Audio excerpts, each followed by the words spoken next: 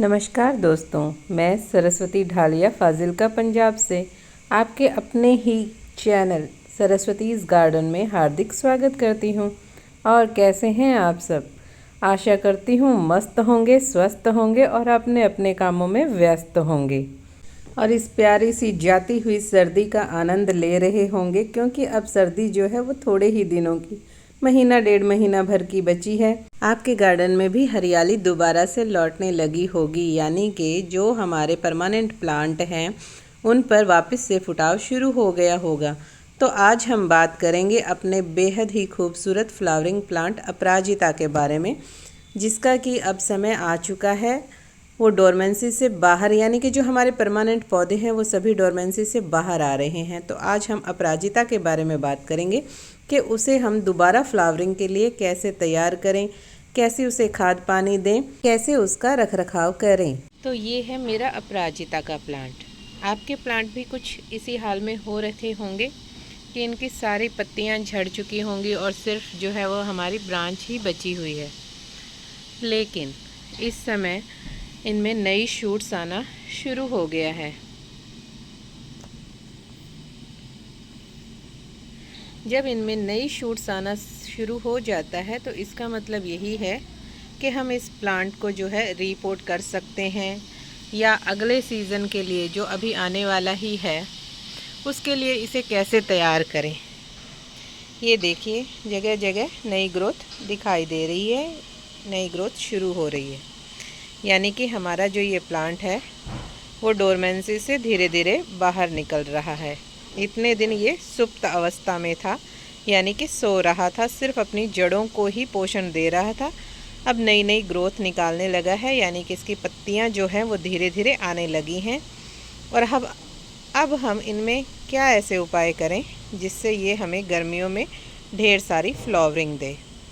तो सबसे पहले हम इसकी मिट्टी की हल्के हाथों से गुड़ाई करेंगे और इसके रिम में जितनी भी ये एक्स्ट्रा इसकी मिट्टी है ऊपर के हिस्से की, इसे हम बाहर निकाल लेंगे। लगभग 3 से 4 इंच जितनी मिट्टी को हम बाहर निकाल लेंगे, क्योंकि हमें इसकी मिट्टी को रिचार्ज करना है और इसकी जड़ों को ग्रोथ के लिए जो है वो थोड़ा खाद पानी देना है, जिससे कि ये आने वाले सीज़न के लिए अच्छे से तैयार हो सके। देखिए, इतना घेरा मैंने इसका खाली कर दिया है। जड़ों के पास से मिट्टी नहीं हटानी है, जड़ों से थोड़ी दूर से मिट्टी को हमें हटाना है।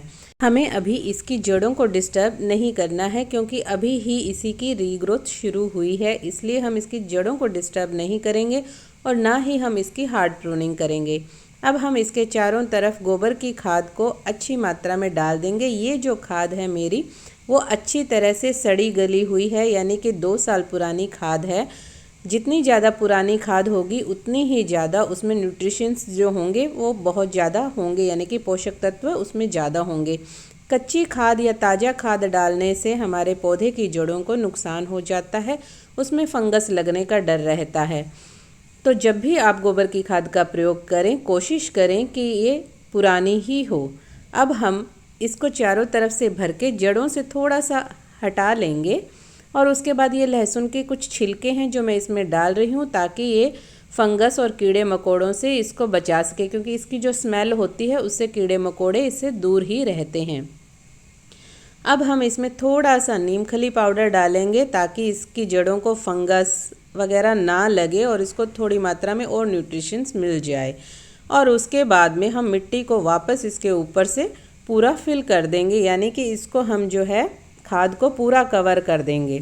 खाद को कवर कर देने से वो सीधे सूर्य के संपर्क में, यानी कि सूर्य की रोशनी के संपर्क में नहीं आती है, जिससे कि उसमें न्यूट्रिशंस जो हैं वो बने रहते हैं। वरना सूर्य की किरणों के कारण इसके पोषक तत्व जो हैं या मिट्टी जो है वो हार्ड हो जाती है। इसीलिए हमें इसे ऊपर से कवर करना होता है, ताकि अंदर ही अंदर ये रहकर पौधे को पोषक तत्व देती रहे। हल्के हाथों से पूरी मिट्टी को अच्छी तरह हम फिल कर देंगे और किसी औजार की मदद से इसको हल्के हाथों से ही हम डैब डैब करेंगे, जिससे कि इसमें जो एयर बबल्स, एयर पॉकेट्स हों वो निकल जाए, क्योंकि उनके कारण इसमें जो है वो पानी जमा होता रहेगा और पानी इसके ऊपर ही खड़ा रहेगा, जो कि हमारे पौधे के लिए नुकसानदायक हो सकता है। हमेशा कोशिश करें कि मिट्टी भरने के बाद में इसे हल्के हाथों से इसके एयर पॉकेट्स जो होते हैं उनको आप निकाल दें। गमले को थोड़ा थोड़ा हिलाएं या किसी ऐसी चीज़ से इसके एयर पॉकेट को ऐसे करके निकाल दीजिए। अब हम इसमें अच्छे से पानी दे देंगे। एक बार इतना अच्छा पानी देना है कि ऊपर से पानी डालें और नीचे से पानी जो है वो बाहर निकल जाए, ताकि खाद की जो गर्मी है वो इसके साथ थोड़ा मात्रा में बाहर हो जाए। अब हम इसकी जो भी सूखी हुई टहनियाँ हैं या जो भी सूखी हुई ब्रांचेज छोटी छोटी जो हैं उनको हम हटाएंगे। पहले इसे अच्छी तरह से मैं खोल लूँगी ताकि इसकी जो नई ब्रांचेज निकल रही हैं उन्हें कोई नुकसान ना हो। इनको धीरे धीरे बड़े ही प्यार के साथ खोलेंगे। जो मैंने इस पर रस्सी बांधी हुई है पहले मैं उसे हटाऊँगी, फिर इसके बाद जो भी इस पर ये शाखाएँ लिपटी हुई हैं मैं उन्हें हटा लूँगी।